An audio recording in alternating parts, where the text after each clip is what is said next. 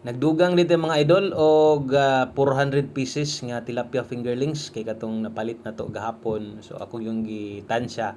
So kulangan ra jud kaayo tong 200 kapin no. O mga hapit 300 pud to nya medyo lawom gyud ni siya og kanang dako-dako pud ni ato ang backyard concrete pond no. So may na lang ni kalingawan makasutokil ta ni puhon-puhon sugbat tula kilaw ato gyud po ning gihaguan nga para makuan no makabuhat tag yun ani nagilunod na ako mga idol. So untag paspas ni silang mudagko aron dali ratang makapulutan ani no sige na ana day ang pag kuan tirada basta kuan kining backyard tilapia concrete pan no. Salamat kasi yung pagtan-aw, maayong adlaw sa tanan o good luck di ay sa tuang 2 PM draw o manatag live ha. Salamat.